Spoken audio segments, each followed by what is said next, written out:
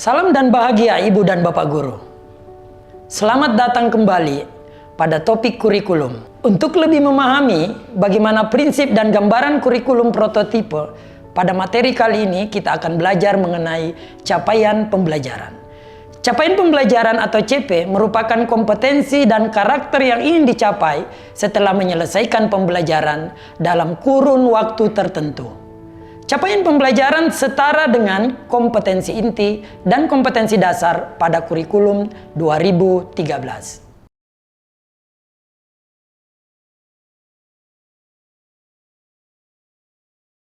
Kurikulum prototipe mengusung konsep merdeka belajar, sehingga capaian pembelajaran pun disusun dengan memperhatikan tahapan-tahapan perkembangan murid sesuai usianya.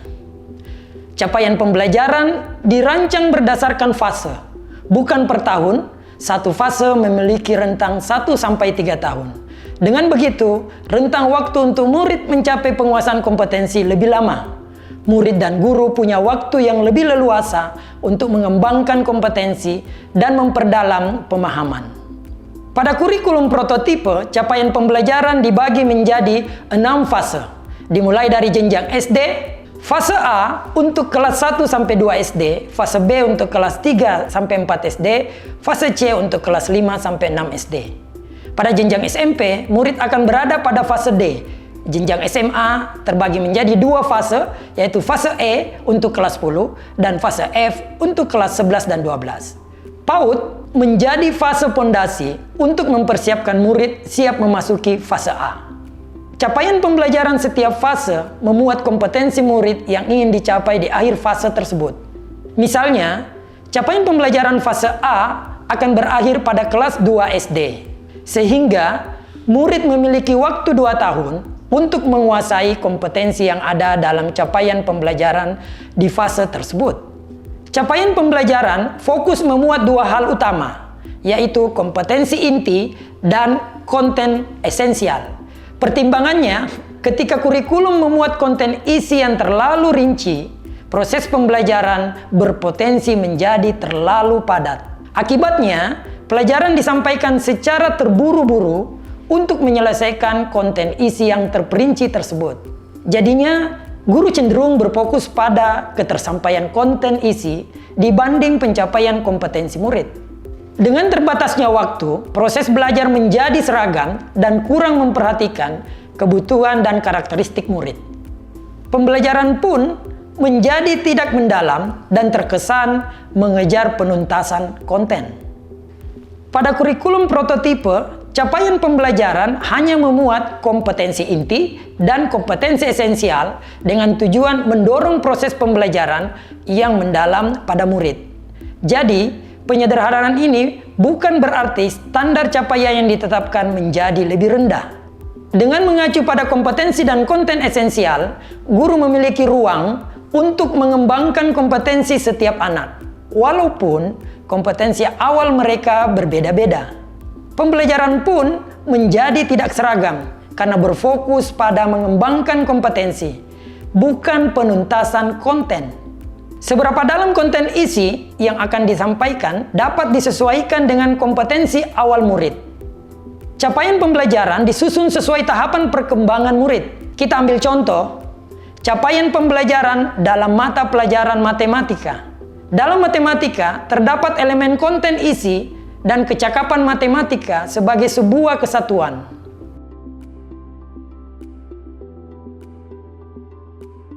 Elemen konten isi dan kecakapan inilah yang akan menjadi dasar pengembangan kompetensi pada setiap fase. Kita lihat contoh pada elemen geometri mengenai bangun datar. Di akhir fase A, kompetensi murid berada pada kemampuan untuk mempresentasikan apa yang dilihatnya melalui kata-kata. Jika dikaitkan dengan konten isi, maka murid mengenal dan mendeskripsikan berbagai bentuk bangun datar. Pada akhir fase B, kompetensi murid meningkat pada kemampuan untuk membandingkan, namun pada hal-hal yang masih konkret, seperti membandingkan ciri-ciri berbagai bentuk bangun datar. Dan pada akhir jenjang SD, yaitu fase C, kompetensi murid naik dari membandingkan menjadi mengklasifikasikan. Namun tetap untuk hal-hal yang konkret, jika dikaitkan dengan konten isi, maka murid dapat mengklasifikasikan berbagai bentuk bangun datar sesuai dengan ciri-cirinya. Naik ke jenjang SMP, kompetensi murid pada fase D meningkat ke konsep abstrak dan pembuktian, seperti membuktikan teorema Pythagoras dengan berbagai cara. Di awal jenjang SMA, yaitu fase E, kompetensi murid meningkat ke kemampuan memecahkan persoalan yang abstrak. Jika dikaitkan dengan konten isi, maka murid memiliki kompetensi untuk memecahkan masalah yang berkaitan dengan segitiga siku-siku. Dan di akhir jenjang SMA, yaitu fase F, kompetensi mengarahkan ke tahap penerapan untuk konsep yang abstrak, seperti menerapkan teorema tentang lingkaran. Tahapan pembelajaran ini disesuaikan dengan 4 tahapan perkembangan kognitif anak menurut teori Viase. Menurutnya, pada usia 0-2 tahun, bayi mengembangkan pemahaman tentang dunia melalui pengalaman melihat, mendengar, menggapai, juga menyentuh. Ketika masuk pada usia 2-7 tahun, anak mulai mempresentasikan dunianya dengan kata dan gambar. Mereka mulai menggunakan bahasa serta gambar, simbol untuk menggambarkan suatu konsep yang konkret. Di usia 7 hingga 11 tahun, anak mulai dapat berpikir secara logis yang dapat diterapkan untuk memecahkan masalah yang konkret. Anak pun memiliki kemampuan untuk mengurutkan, mengklasifikasikan, dan menganalisis. Dan ketika masuk usia 11 tahun ke atas, anak sudah bisa berpikir secara abstrak, lebih logis, sehingga memiliki kemampuan memecahkan masalah yang lebih abstrak dan menarik kesimpulan dari ragam informasi dan pengalaman. Jadi, setiap fase memiliki tingkatan kompetensi yang bertahap dan disesuaikan dengan tahapan perkembangan murid. Selain menggunakan teori Viase, konsep dasar penyusunan capaian pembelajaran juga menggunakan teori belajar konstruktivisme, yaitu teori yang memandang bahwa belajar merupakan proses membangun pengetahuan baru dan dilakukan sendiri oleh murid. Pengetahuan baru ini dibangun dari kemampuan awal, pengalaman belajar, dan interaksi sosial yang dimiliki murid. Konsep ini mengarahkan murid untuk aktif menemukan pengetahuannya sendiri berdasarkan kematangan kognitifnya. Tentunya, setiap murid memiliki kemampuan awal dan pengalaman yang beragam, sehingga hasilnya setiap murid di kelas pun akan membangun pemahaman masing-masing secara unik. Tujuan dari pendekatan konstruktivisme adalah untuk membangun pemahaman dengan menciptakan sebuah karya, di mana dalam menciptakan sebuah karya tersebut, murid perlu memiliki pengetahuan dan keterampilan. Seperti yang kita tahu, kemampuan menciptakan ada di puncak taksonomi Bloom. Ketika murid mampu menciptakan sebuah karya, misalnya membuat denah rumahnya, artinya murid sudah memahami dan menguasai kompetensi yang diharapkan. Memahami cara mengukur ruangan, menghitung skala, dan sebagainya. Maka, jika mengacu kepada teori konstruktivisme, sebenarnya kemampuan memahami ada di level yang paling tinggi, berbeda dengan Bloom yang berada di level C2.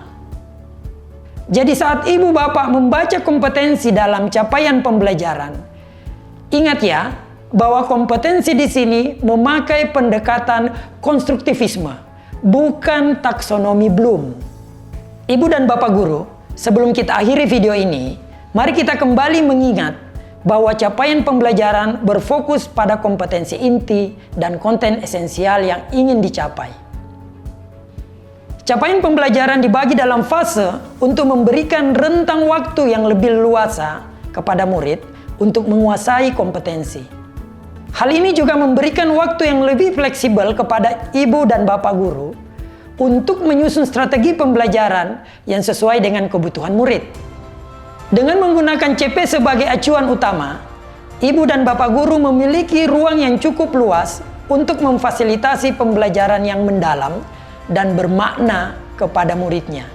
Dengan demikian, murid dan guru terdorong untuk menjadi pembelajar sepanjang hayat. Selamat belajar dan berproses Ibu dan Bapak guru hebat. Salam dan bahagia.